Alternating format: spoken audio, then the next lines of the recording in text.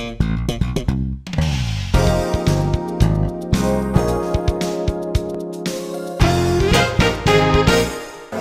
nit a tothom. Donarem inici en el ple extraordinari d'avui, dia 18 de juliol, un ple extraordinari que ha demanat el grup d'AM i de 9M amb els següents punts de l'ordre del dia. Tenim el primer punt de l'ordre del dia, que és explicació sobre la situació del govern al poble. Donem la paraula al regidor d'AM i després al regidor de 9M.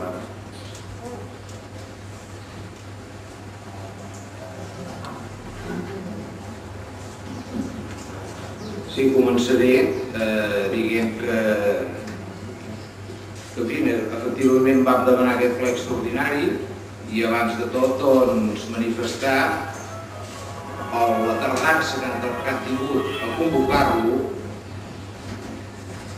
el canvi de dates, el lloc, i ara també ens canvia l'ordre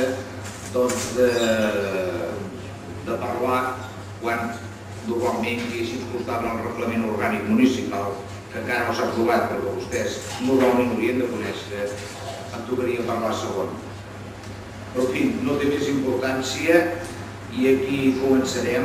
I amb el punt primer de l'ordre del dia, explicació sobre la situació de govern al poble.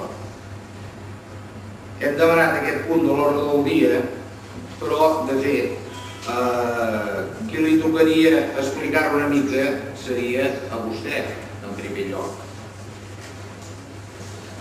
Com que veiem que no té massa interès a fer-ho, doncs a partir d'aquí ho plantejarem nosaltres. I l'únic que podem dir és d'ençà d'uns mesos ens trobem que en el poble, en l'Ajuntament, hi ha un malestar i unes discrepàncies entre el propi equip de govern, tot això afegit a una sèrie d'actuacions de l'equip del govern que no han fet, que com a mínim, juntament amb temes de governació i en fi, altres temes que han anat coneixent principalment a la població per la premsa, que com a mínim volia que demanéssim un ple extraordinari per clarificar totes aquestes situacions. De fet, aquest ple extraordinari no era per conèixer nosaltres el que ha passat, perquè d'alguna manera nosaltres estem més a dins, seguint més la política municipal dia a dia i d'alguna manera nosaltres ja ho sabem. El que repetim, aquesta situació, el que havia d'haver donat una explicació en el poble, en aquest cas, és vostè. Com que no ho ha fet, doncs ens hem vist obligats a demanar-ho. En fi, tots aquests fets es podrien fer una exposició, però jo sí que em referiré per la part que ens toca a quan va començar el malestar i el desequilibri en l'equip de govern. I aquest moment no va ser fins al trencament unilateral d'un pacte que en el seu moment amb vostès van fer.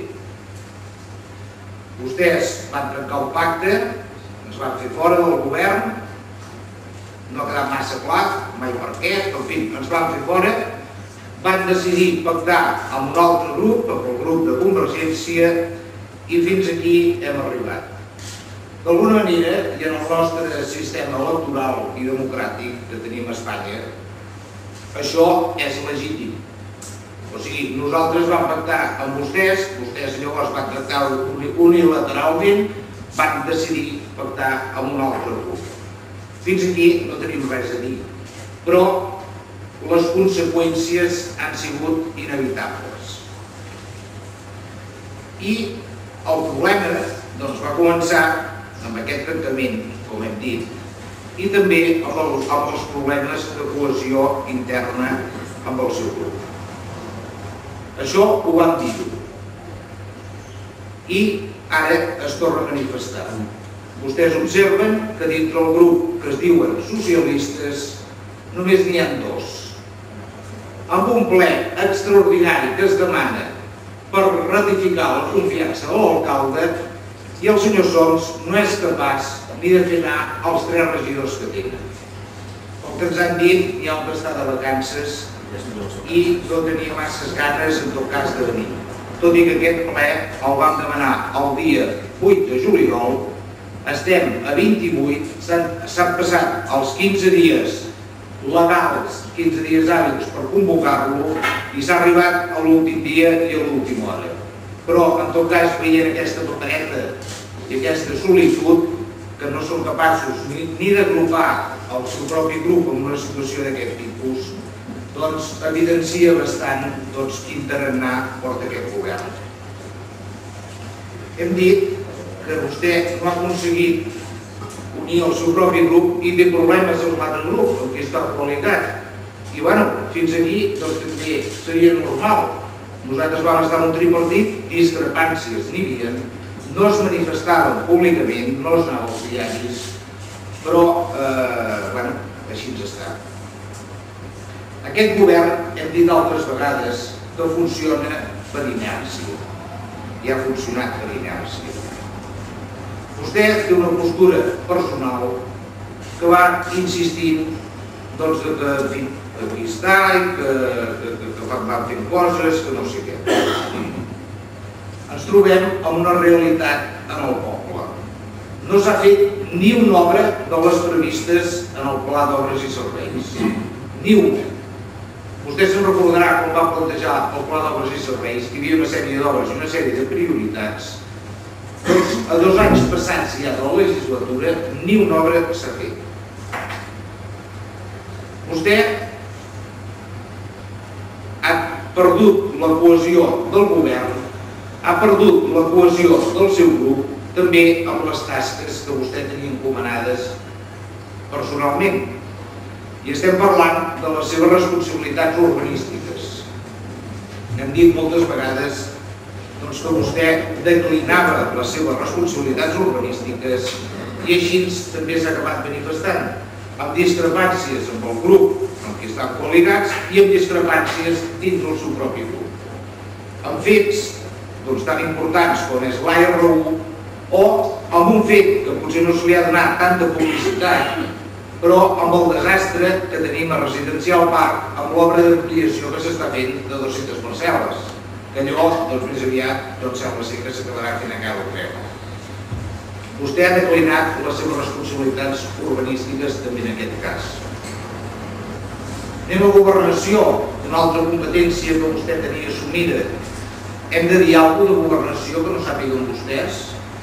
Hem de dir alguna cosa de com ha anat derivant i degenerant, per dir d'una manera, unes tasques que tenien encomanades. Primer es va començar posant multes a torn i a dret. Amb això, què es volia fer? Demostrar una autoritat que d'alguna manera vostè no té en el seu propi govern ni en el seu propi grup, com hem dit.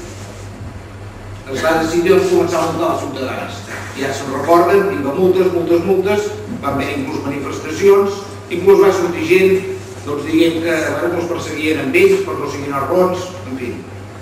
Posteriorment van venir el malestar amb la pròpia plantilla, amb els guàrdies, i no amb un, amb tots.